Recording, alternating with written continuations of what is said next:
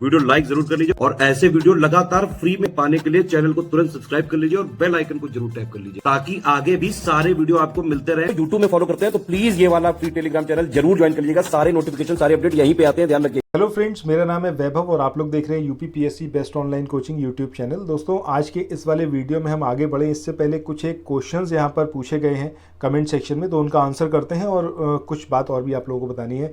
तो सबसे पहले यहाँ पर एक क्वेश्चन है जो कि प्रिया ने लिखा था। तो प्रिया ने यहाँ पर बोला है कि जो 780 पेजेस का हमारा सीरीज चल रहा है उसका PDF मिल सकता है कि नहीं। सो प्रिया, आई एम सॉरी बट ये 780 पेजेस का जो PDF है ये पेड ग्रुप मेंबर्स के लिए ही है और ये स्टडी फॉर सिविल सर्विसेज का PDF है। सो मैं उसको आपको शेयर नहीं कर सकता। मैं सिर्फ इतना ही आप लोगों के लिए कर सकता हूँ कि इस पूरी PDF को यहाँ पर मैं आप लोगों को प्रॉपरली समझा पाऊँ।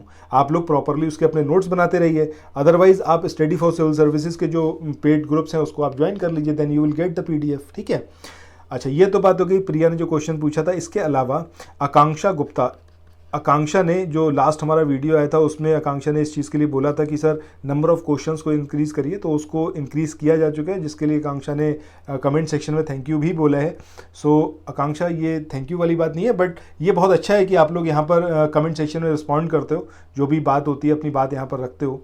ठीक है, इसके अलावा एक नाम यहाँ पर है क्यूट बेबी का। अब क्यूट बेबी ने लास्ट जो हमारा वीडियो आया था उसमें जो क्वेश्चंस पूछे गए थे उनको यहाँ पर ट्राई किया है और इन्होंने बोला है कि सर प्लीज़ अच्छे से समझाया करिए।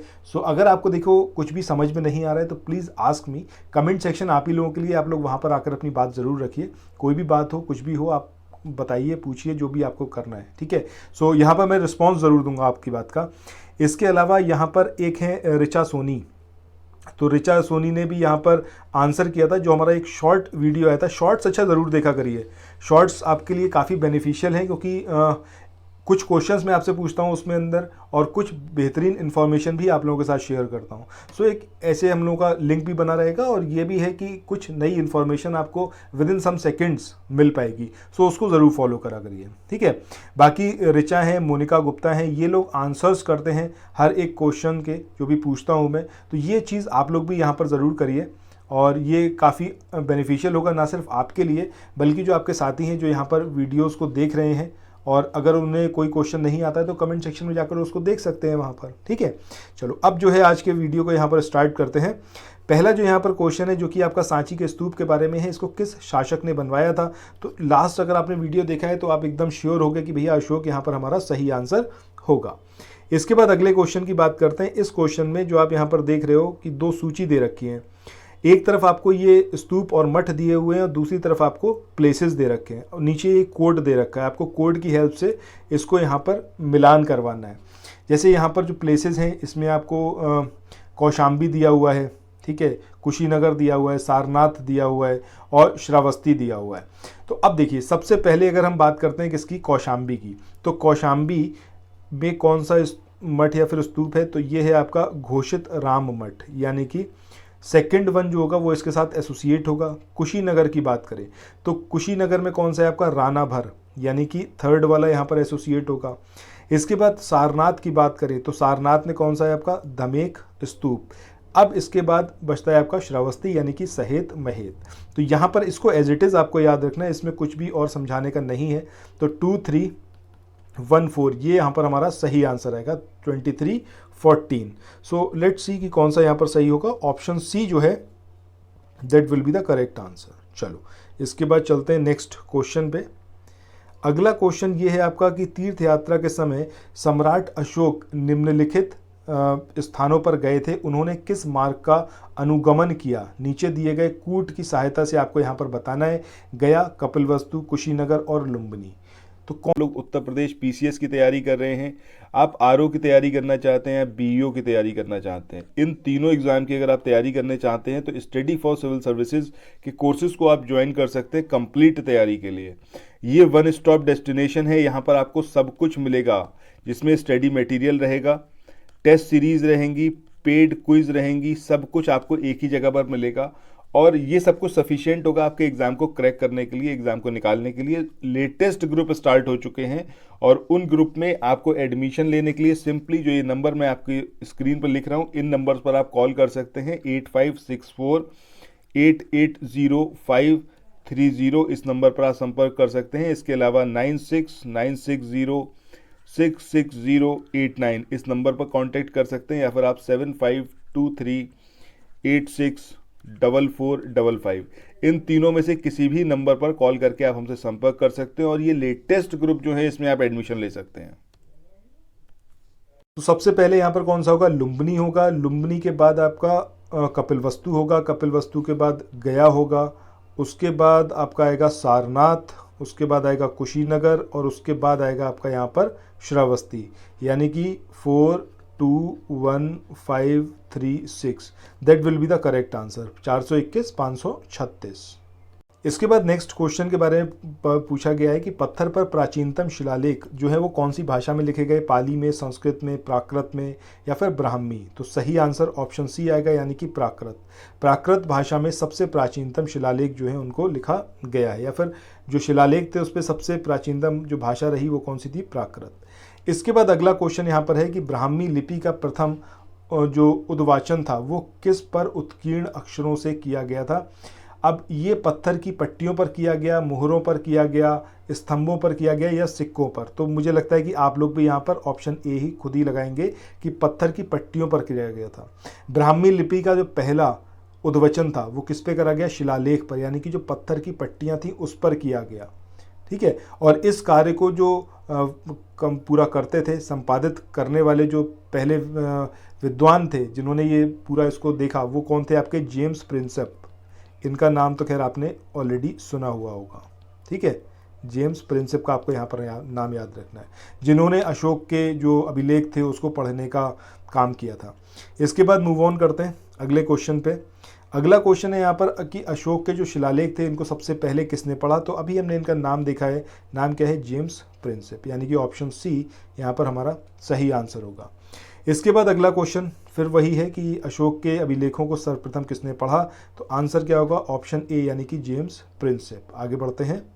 अब इस क्वेश्चन को थोड़ा सा यहाँ पर घुमा के पूछा गया है कि अब की बार आपसे ये नहीं पूछा गया कि अशोक के अभिलेखों को सबसे पहले किसने पढ़ा गया। अब की बार ये पूछा कि ब्राह्मी लिपि को जो सबसे पहले पढ़ा वो किसने पढ़ा। तो अभी भी आंसर हमारा क्या होगा, जेम्स प्रिंसेप। चलिए नेक्स्ट क्वेश्चन की बात करते हैं। इस क्वेश्चन में यहाँ पर पूछा गया है कि वह स्थान जहाँ प्राक अशोक ब्राह्मी लिपि का जो है वो पता चला, ये कौन सा प्लेस है।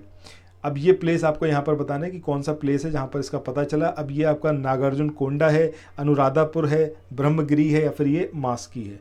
तो सही आंसर क्या आएगा आपका, ऑप्शन बी, यानी कि अनुराधापुर। जो प्राक अशोक ब्राह्मी यानी कि जो 4वीं शताब्दी ईसा पूर्व की लिपि थी उसका पता श्रीलंका में जो ये लोकेटेड है अनुराधापुर, वहाँ से चला था। ठीक है, और अगर हम बात करें तो कुछ और स्थान थे जहाँ पर अभिलेखों से इस प्रकार की लिपि का साक्ष्य मिला है, जिनके अगर हम नाम की बात करें तो इसमें एक है आपका पेपर हवा। पेपर हवा इसका नाम आपको याद रखना है। इसके अलावा सोहगौरा का नाम याद रखना है। सोहगौरा के अलावा अगर हम बात करें तो महास्थान, ये वो प्लेसेस हैं जहाँ पर इसी प्रकार के जो है लिपि के साक्ष्य मिले हैं अभिलेखों से। इसके बाद मूव ऑन करते हैं नेक्स्ट क्वेश्चन पे। अगला क्वेश्चन यहाँ पर है कि निम्नलिखित अभिलेखों में किस में अशोक का नामोल्लेख हुआ है। अब ये गुर्जरा में हुआ, ये आपका अरोरा में हुआ, ये आपका ब्रह्मगिरी में या फिर सारनाथ में। तो सही आंसर क्या आएगा आपका, ऑप्शन ए, यानी कि गुर्जरा में। अच्छा, गुर्जरा की जब हम बात करते हैं ये अभिलेख कौन से स्थान पर मिले, ये कमेंट सेक्शन में आप लोग बताइएगा। ठीक है, इसके बाद चलते हैं अगले क्वेश्चन पे। यहाँ पर पूछा गया है कि अशोक का जो रूमंदेई स्तंभ है वो किससे रिलेटेड है। अब ये बुद्ध के जन्म से है, बुद्ध के ज्ञान प्राप्ति से है, या फिर ये बुद्ध के प्रथम उपदेश से है, या फिर ये बुद्ध के शरीर त्याग से है। तो सही आंसर यहाँ पर क्या आएगा हमारा, ऑप्शन ए, यानी कि बुद्ध के जन्म से है। अशोक ने जब अपना राज्याभिषेक किया तो उसके 20 साल बाद लुम्बिनी की यात्रा पर गए थे और यहाँ एक शिला स्तंभ जिसको रूमंदेई लघु स्तंभ लेख के नाम से हम लोग जानते हैं उसको वहाँ पर स्थापित किया गया। और बुद्ध की अगर जन्मभूमि की बात करें तो बुद्ध की जन्मभूमि होने के कारण लुम्बिनी ग्राम का जो भोग कर था उसको माफ़ किया गया और वहाँ पर भू राजस्व 1/6 से घटाकर कितना कर दिया गया, 1/8 कर दिया गया। क्यों करा गया, क्योंकि वहाँ पर भगवान बुद्ध का जन्म हुआ था, तो ये वहाँ पर रियायत दी गई अशोक की तरफ से। तो ये सारी बातें कहाँ पर देखने को मिलती हैं, रूमंदेई स्तंभ से। चलो आगे बढ़ते हैं।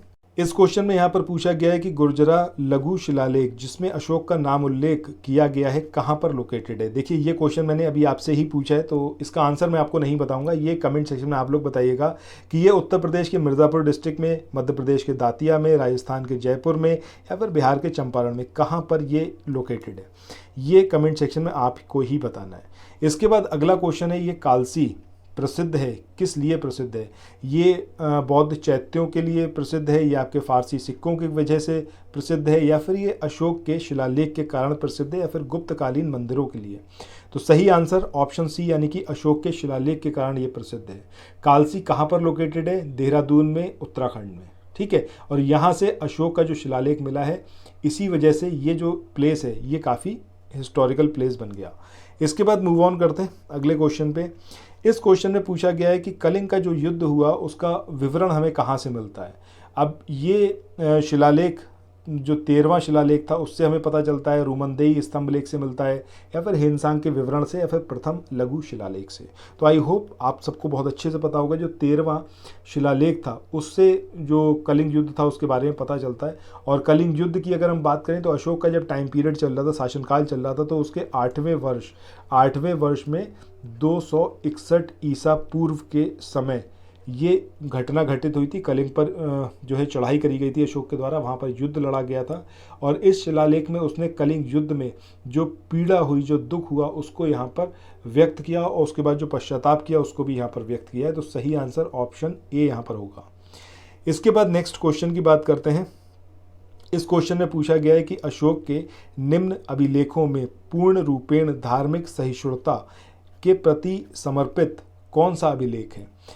ये आपका शिलालेख 13वां है, 12वां है, ये 7वां है, या फिर ये भाब्रू लघु शिलालेख है। तो कौन सा है। तो सही आंसर क्या आएगा आपका ऑप्शन बी, यानी कि लघु जो शिलालेख 12वां नंबर का है। तो वहाँ पर इस बात का पता चलता है कि धार्मिक सहिष्णु मतलब टॉलरेंस थी अशोक के अंदर, ठीक है। सहिष्णुता का मतलब क्या होता है, टॉलरेंस। सो अशोक का जो दीर्घ शिलालेख नंबर 12 था उसमें जो है सभी संप्रदायों के अगर हम बात करें तो उनमें जो वृद्धि हो उसकी कामना की गई थी। तो इसी से पता चलता है कि वो एक रिलीजियस रूप से टॉलरेंट व्यक्ति था, ठीक है।